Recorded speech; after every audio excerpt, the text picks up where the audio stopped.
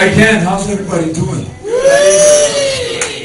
It is hard to be an African, in the United States. A lot of Americans ask me, strange questions. They're like, hey, you're from Africa? Do you guys have TV in Africa? Do you guys live in mud huts? Do you guys have wild animals running around?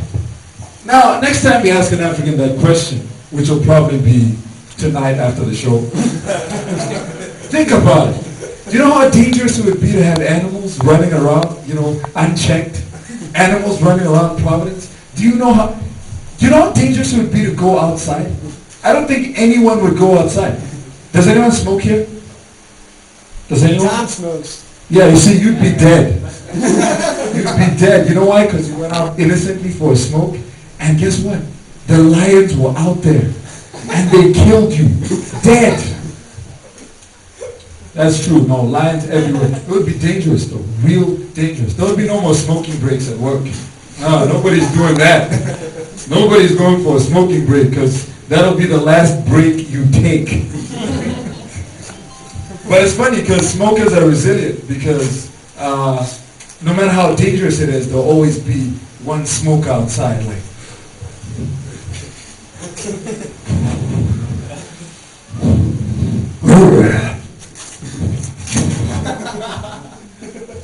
it would be nice to be a boss though, like at work. You wouldn't have to fire anyone. You just have to send them outside for a few minutes. It's terrible work, Johnson. Go stand outside for 15 minutes. Think about what you've done. Think hard. Before I came to the United States, my dad, took me to the village, get me back to my roots, And that was one hell of a village. Like there was nothing there. There were like no lights, no electricity, nothing like that, man. Everyone was, kind of poor. Actually, there was one rich guy though.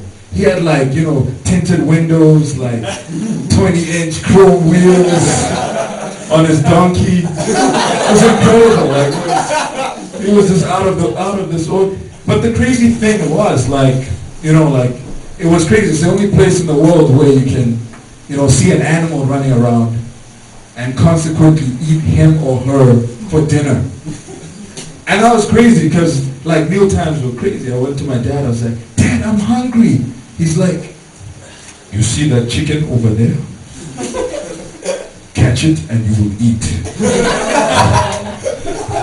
So I'm thinking to myself, I don't run around like an asshole catching a chicken. Because that's all you will look like when you're catching a chicken. An asshole.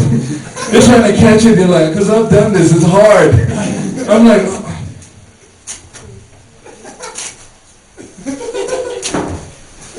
and the chicken is like, you can't catch me.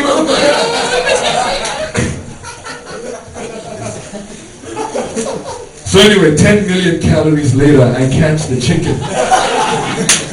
And I come back to my dad. I'm like, Dad, I have the chicken. He's like, that is very good, son. Now eat it. Raw. Naked with a spear. Can't do that. Can't eat a chicken raw. So anyway, I finished eating the chicken raw. And I come to my dad. I'm like, Dad, I'm finished. I'm done. I ate the chicken. He's like, that is perfect, son. Now get some rest. Tonight we eat elephant. I have a white girlfriend, But the strange thing is I need help. Like, is this a coincidence? Every time I go to a house that we're eating chicken, they have chicken all the time. It's okay to laugh. It's a certified chicken joke.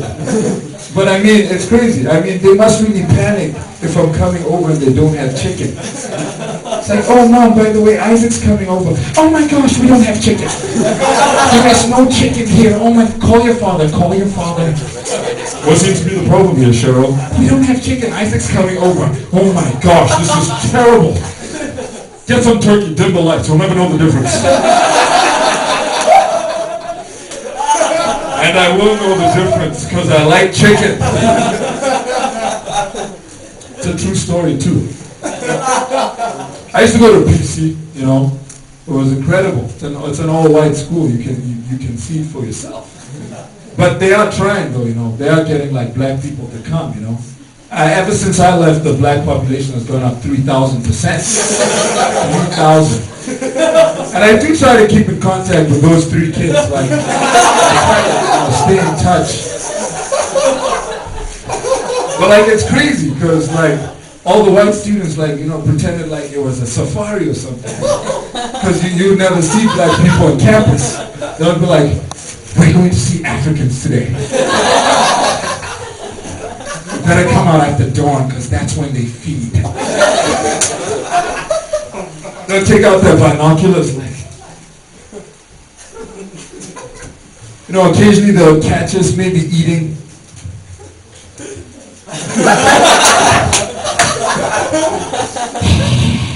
Oh my gosh! There's an African! He's chasing a chicken! He's so majestic. Shoot him.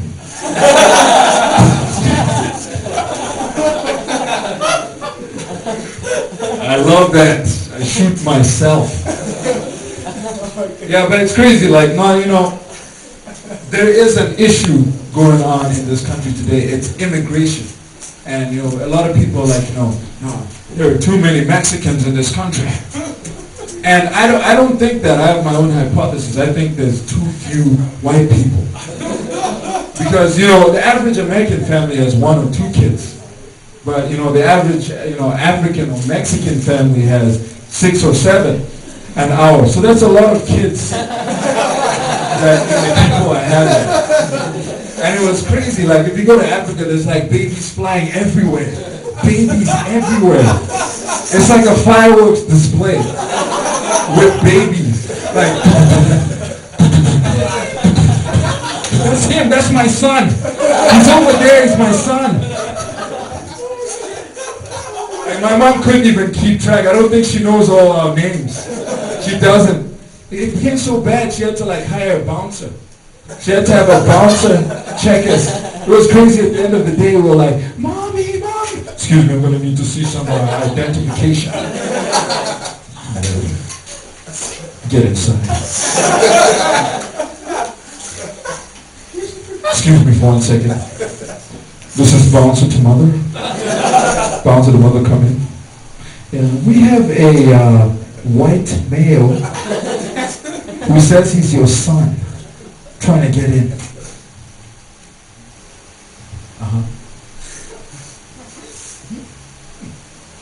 All right, get inside. Go play with your brothers. Get inside. But you know, in fairness to Americans, you know, you guys treat me very well. Give yourselves a hand. Give yourselves a hand. Americans out there. There are 3 Americans in a room that I know is 100% American. Give yourselves a hand. There we go. But like, it's strange because Americans always protect me. You know, they always jump to my defense when something goes on. Somebody tries to say something, you know, offensive to me. I swear to God, like 10,000 Americans just jump out of the bush and like, don't say that to him, man. Come on. He's sensitive. He's far away from home. He's a human being. I'm like, yeah, take him straight. Tell them. He's never seen food before. Come on, man. He's starving, you know, malnourished. He's never seen a TV. Catches chickens. Come on. He'll take his spear out and throw it in. Stop it. Stop defending me. Then I lost it. And I really did take my spear out and spear in the face. Thank you very much, guys. Thank you. Thank you, guys.